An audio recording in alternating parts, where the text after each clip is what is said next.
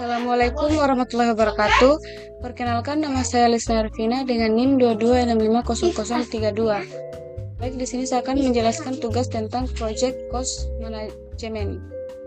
Langsung saja, tujuan pembelajaran memahami pentingnya manajemen biaya proyek, menjelaskan prinsip-prinsip manajemen biaya proyek dasar, konsep, dan istilah, menggambarkan proses perencanaan manajemen biaya, mendiskusikan berbagai jenis perkiraan biaya dan metode untuk mempersiapkannya, memahami proses penentuan anggaran dan mempersiapkan perkiraan biaya untuk proyek teknologi informasi, memahami manfaat dari manajemen dan manajemen portfolio proyek untuk membantu dan pengendalian biaya, dan menggambarkan bagaimana software manajemen proyek dapat membantu manajemen biaya proyek.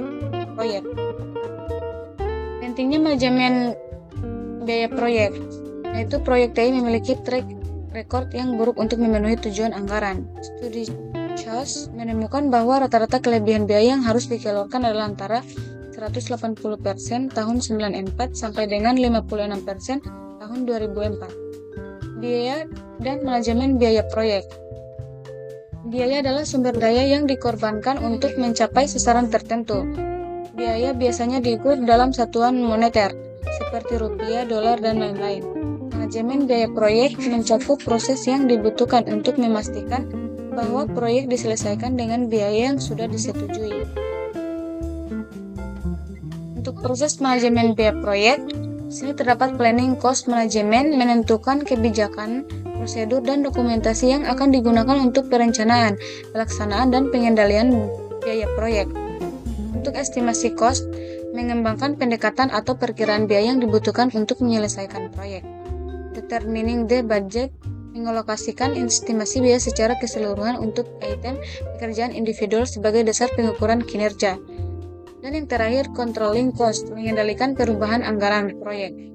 Kemudian untuk prinsip dasar manajemen biaya, profit keuntungan, yaitu pendapatan dikurangi pengeluaran, margin prof, rasio pendapatan terhadap profit, siklus hidup pembiayaan, yaitu total biaya untuk memiliki sebuah produk atau layanan, atau biaya pengembangan ditambah support. Cash flow analysis menentukan estimasi biaya dan keuntungan tahunan untuk sebuah proyek, dan cash flow yang dihasilkan selama setahun.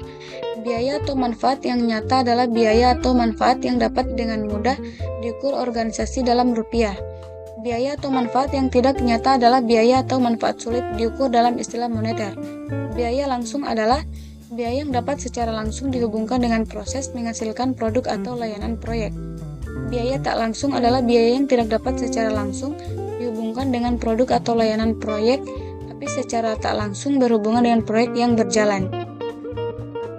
Untuk estimasi biaya, di sini manajer proyek harus menganggap serius estimasi biaya jika mereka ingin menyelesaikan proyek sesuai anggaran. Penting untuk dikenali jenis-jenis estimasi biaya, bagaimana menyiapkan estimasi biaya, dan masalah-masalah umum dalam perkiraan biaya TI. Rencana manajemen biaya. Rencana manajemen biaya adalah dokumen yang menggambarkan bagaimana organisasi akan mengelola ketidaksesuaian biaya pada proyek. Persentase yang besar dari total biaya proyek seringkali adalah biaya buruh, hingga manajer proyek harus mengembangkan dan melacak perkiraan biaya buruh. Alat dan bantu dan teknik estimasi biaya. Di sini terdapat perkiraan analog atau atas ke bawah, menggunakan biaya aktual dari proyek sebelumnya yang serupa sebagai dasar untuk memperkirakan biaya proyek sekarang. Perkiraan bawah ke atas melakukan perkiraan masing-masing butir pekerjaan atau aktivitas dan menjumlahkannya untuk mendapatkan biaya total proyek. Pemodelan parametrik menggunakan karakteristik atau parameter dalam model matematis untuk memperkirakan biaya proyek. Dan untuk alat bantu komputerisasi, yaitu alat bantu seperti spreadsheet dan perangkat lunak manajemen proyek yang dapat membuat pekerjaan dengan menggunakan alat bantu perkiraan biaya menjadi lebih mudah. Untuk penganggaran biayanya, yaitu penganggaran biaya melibatkan pengalokasian estimasi biaya proyek terhadap butir pekerjaan proyek dari waktu ke waktu. BBS merupakan masukan yang diperlukan untuk proses penganggaran biaya karena mengandung butir-butir pekerjaan. Sarannya adalah untuk menghasilkan cost baseline. Anggaran per phase, waktu yang digunakan manajer proyek untuk mengukur dan memantau kinerja biaya. Contoh cost baseline, pengendalian biaya. Pengendalian biaya proyek mencakup pemantauan kinerja biaya, memastikan bahwa hanya perubahan proyek yang tepat yang dimasukkan dalam cost baseline yang direvisi, menginformasikan pemangku kepentingan proyek tentang perubahan proyek yang akan memengaruhi biaya. Earned Value Management atau EFM. EFM adalah alat untuk mengukur kinerja proyek yang mengintegrasikan ruang lingkup, waktu, dan tata biaya. Untuk menggunakan EFM ini harus dibuat terlebih dahulu baseline. Dengan baseline dapat dievaluasi apakah proyek berjalan dengan baik atau tidak. Periodik informasi aktual mengenai kinerja proyek harus diperbarui sehingga pemanfaatan EFM dapat optimal. Istilah-istilah dalam EFM. Terdapat Planned Value atau PF adalah rencana porsi total estimasi biaya yang sudah disetujui untuk dikeluarkan pada sebuah aktivitas selama periode tertentu. Actual Cost atau AC adalah biaya total langsung maupun tidak langsung yang digunakan dalam rangka menyelesaikan pekerjaan sesuai aktivitasnya selama periode tertentu.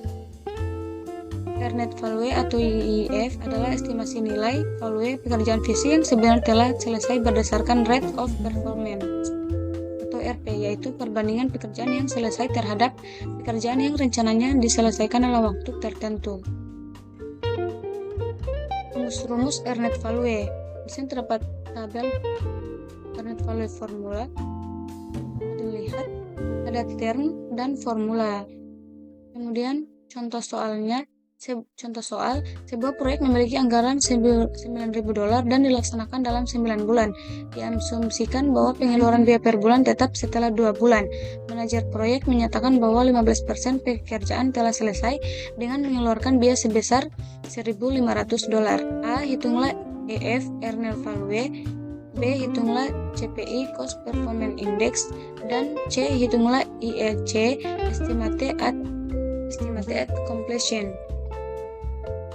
Penyelesaiannya diketahui BAC sama dengan $9.000, PF sama dengan $2.000, AW sama dengan 15%, AC sama dengan $1.500.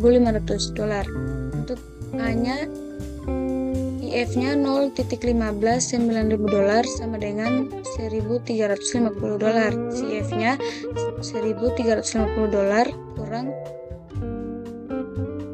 $1.500 sama dengan minus $150 atau indikasi project over budget. Untuk SF sama dengan $1.350 kurang $2.000 sama dengan minus $650 atau indikasi project behind the schedule. Untuk B, CPI sama dengan 1.350 bagi 1.500 sama dengan 0,9. Untuk SPI-nya sama dengan 1.350 bagi 2.000 sama dengan 0,67. Untuk C, EAC-nya sama dengan 9.000 bagi 0,9 yaitu sama dengan 10.000. Untuk ETC sama dengan 9 bagi 0,675 sama dengan 13,34 bulan. Mungkin itu saja penjelasan dari saya. Bila ada salah kata mohon dimaafkan. Wassalamualaikum warahmatullahi wabarakatuh.